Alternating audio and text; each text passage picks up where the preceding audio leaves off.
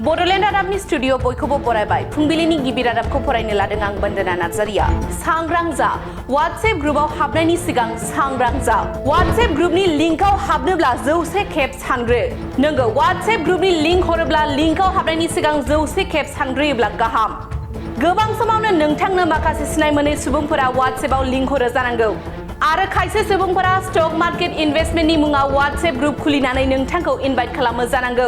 जुदि नोंथांनोबो बेबायदि लिंक हरोब्ला सांग्रां जानाया जोबोद गोनां। स्टक मार्केट इनभेस्टमेन्ट सोलोंनो थाखाय WhatsApp ग्रुपआव हाबनायनि उनाव लाख लाख रां खोमानानै लानांदों सासे सुबुङा। नोंगौ हायद्राबादनि 63 बोसोर बैसोनि सासे सुबुङा WhatsApp ग्रुपनि गेजेरजों खुंजानाय मोनसे नंखाय स्टक मार्केट स्किमनि बोलि जानांदों। मिथिनो मोननाय बादिब्ला बैसोगोरा सुबुङा स्टक डिस्काशन ग्रुप मुंनि मोनसे WhatsApp ग्रुपआव हाबदोंमोन।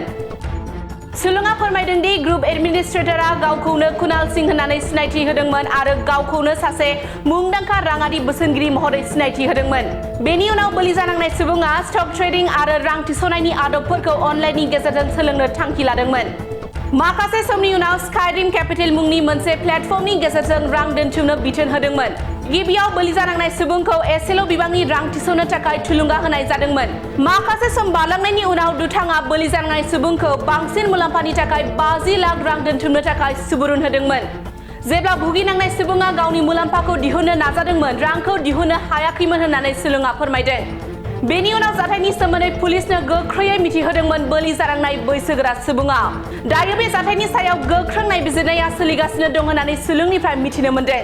आथिखालाव गोबां सुबुंफोरा अनलाइन ट्रेडिं एपनि गेजेरजों रां दोनथुमनानै थगायजानायखौ नुनो मोन्दों।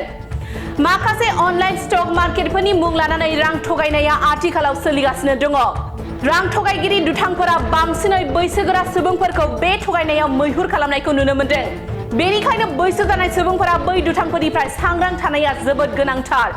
आरो माब्लाबाफोर नोंथांमोनहाबो बेबायदि जेंनाजों भुगिनो गोनां जायोब्ला साइबार क्राइम हेल्पलाइन एबा पर्टेल cybercrime.gov.in नि गेजेरजों मदद लानो हागोन।